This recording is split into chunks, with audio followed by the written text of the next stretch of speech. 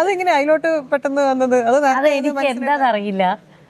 അപ്പോൾ നമ്മൾ നാടകം ചെയ്യുമ്പോൾ അതിന് വേണ്ടത് എന്താണോ, ചിലപ്പോൾ ഇംഗ്ലീഷിലുള്ള ഡയലോഗായിരിക്കും, ഹിന്ദി ആയിരിക്കും, തമിഴായിരിക്കും. ഇതൊക്കെ ആ നാടകത്തിൽ ആ ക്യാരക്ടറിൻ്റെ ആ ഇമോഷനിൽ വരുമ്പോൾ കിട്ടും.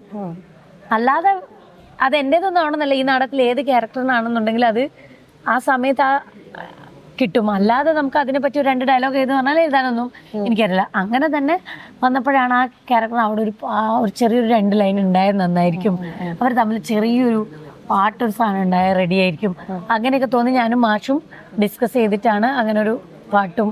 പിന്നെ സംഗീതമൊക്കെ എങ്ങനെ വന്നു വെച്ചാൽ എനിക്ക് സംഗീതം യാതൊരു ബന്ധവുമില്ല. പക്ഷെ ഞാൻ അത് നാടകത്തിനായിട്ട് 2 പേര് പാടാനല്ല, സിത്താര ചേച്ചി എനിക്ക് പാടി വെച്ചിട്ടുണ്ട്. അപ്പം അത് നമ്മൾ ആ പാട്ടൊക്കെ റിലീസ് ചെയ്യുന്നുണ്ട് അടുത്ത ദിവസങ്ങളിലായിട്ട്. അപ്പം എന്തായാലും നാടകം ചെയ്യുമ്പോൾ എപ്പോഴും ദൈവം താഴെ വന്ന് നമ്മളുടെ കൂടെ നിൽക്കണം.